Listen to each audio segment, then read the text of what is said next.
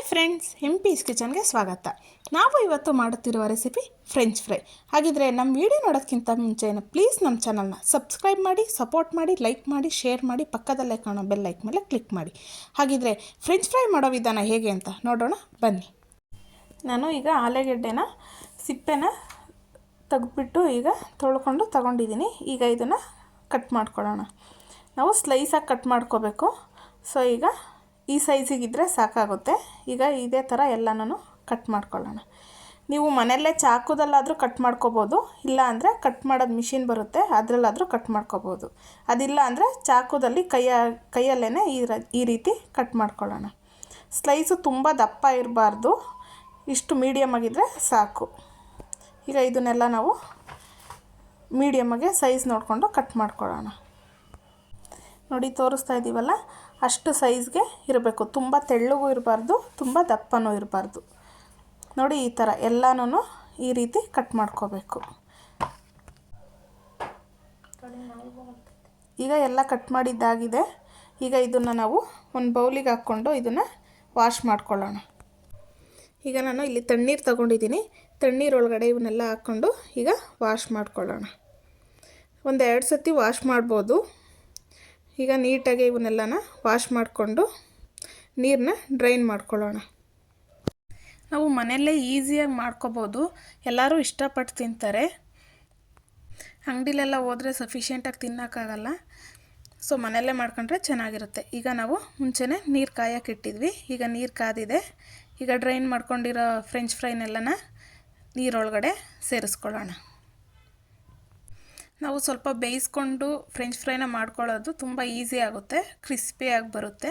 ಅದಕ್ಕೋಸ್ಕರ ಸ್ವಲ್ಪ ಕುಕ್ ಮಾಡ್ಕೊಳ್ಳೋಣ. ಈಗ ನಾನು ಇದಕ್ಕೆ ಸ್ವಲ್ಪ ಸಾಲ್ಟನ್ನ ಸೇರಿಸ್ಕೊತಾ ಇದ್ದೀನಿ. ಸಾಲ್ಟು ನಾವು ಬೇಯಿಸ್ಬೇಕಾದ್ರೇ ಹಾಕಿದ್ರೆ ಟೇಸ್ಟು ತುಂಬ ಚೆನ್ನಾಗಿರುತ್ತೆ. ಸೊ ಅದಕ್ಕೆ ಈಗಲೇ ಉಪ್ಪನ್ನ ಸೇರಿಸ್ಕೊತಾ ಇದ್ದೀನಿ. ಈಗ ಒಂದು ಚಿಟಿಕೆ ಅರಿಶಿನ ಇದಕ್ಕೆ ಸೇರಿಸ್ಕೊತಾ ಇದ್ದೀನಿ. ನಾವು ಅರಿಶಿನ ಹಾಕೋದ್ರಿಂದ ಕಲ್ಲರು ಚೆನ್ನಾಗಿರುತ್ತೆ, ತಿನ್ನುವಾಗ ನೋಡೋಕ್ಕೂ ತುಂಬ ಚೆನ್ನಾಗಿರುತ್ತೆ. ಸೊ ಅದಕ್ಕೋಸ್ಕರ ಈಗ ಅರಿಶಿನ ಉಪ್ಪು 2 ಹಾಕಿ ಚೆನ್ನಾಗಿ ಒಂದು ಹಾಫ್ ಬಾಯ್ಲ್ ಆಗೋವರೆಗೂ ಕುಕ್ ಮಾಡ್ಕೊಳ್ಳೋಣ.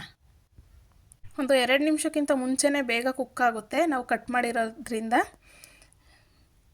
ಈಗ ನೋಡಿ, ಈ ಥರ ಈಗ ಬೆಂದಿದೆ. ನಾವು ಈಗ ಈ ಥರ ಕಟ್ ಮಾಡಿದಾಗ ಅದು ಬೇಗ ಕಟ್ ಆಗಬೇಕು. ಈಗ ಇದನ್ನೆಲ್ಲ ನಾವು ಫಿಲ್ಟ್ರ್ ಮಾಡ್ಕೊಳ್ಳೋಣ. ಫಿಲ್ಟ್ರ್ ಮಾಡಿಕೊಂಡು ತಣ್ಣೀರಲ್ಲಿ ಸೇರಿಸ್ಕೊಳ್ಳೋಣ. ತಣ್ಣೀರಲ್ಲಿ ಹಾಕೋದ್ರಿಂದ ಬೇಗ ಕೂಲ್ ಆಗುತ್ತೆ. ಈಗ ಇದೆಲ್ಲ ಚೆನ್ನಾಗಿ ತಣ್ಣಗಾಗಿದೆ. ಇದನ್ನು ನೀರು ಫಿಲ್ಟ್ರ್ ಮಾಡಿ ಒಂದು ಕಾಟನ್ ಬಟ್ಟೆ ಮೇಲೆ ಹಾಕ್ಕೊಳ್ಳೋಣ. ನಾವು ಕಾಟನ್ ಬಟ್ಟೆ ಮೇಲೆ ಹಾಕೋದ್ರಿಂದ ನೀರು ಬೇಗ ಅಬ್ಸರ್ವ್ ಆಗುತ್ತೆ, ಬೇಗ ಡ್ರೈ ಆಗುತ್ತೆ. ನಮಗೆ ಟೈಮ್ ಇದ್ದರೆ ಹಾಗೆ ಸ್ವಲ್ಪ ಹೊತ್ತು ಒಂದು 5 ನಿಮಿಷ ಬಿಡ್ಬೋದು. ಇಲ್ಲ ಅಂದರೆ ಟೈಮ್ ಇಲ್ಲ ಅಂದರೆ ಈ ರೀತಿ ಮೇಲ್ಗಡೆಯಿಂದ ಸ್ವಲ್ಪ ಪ್ರೆಸ್ ಮಾಡಿದ್ರೆ ನೀರೆಲ್ಲ ಹೀರ್ಕೊಳ್ಳುತ್ತೆ. ಈಗ ಇದೆಲ್ಲ ನೀರೆಲ್ಲ ಹೀರ್ಕೊಂಡಿದೆ. ಇದನ್ನು ಒಂದು ಬೌಲಿಗೆ ಸೇರಿಸ್ಕೊಳ್ಳೋಣ. ಈಗ ಇದಕ್ಕೆ ನಾನು 1 ಸ್ಪೂನು ಕಾರ್ನ್ಫ್ಲೋರ್ನ ಸೇರಿಸ್ಕೊತಾ ಇದ್ದೀನಿ. ಈಗ ಇದನ್ನೆಲ್ಲ ಚೆನ್ನಾಗಿ ಮಿಕ್ಸ್ ಮಾಡ್ಕೊಳ್ಳೋಣ.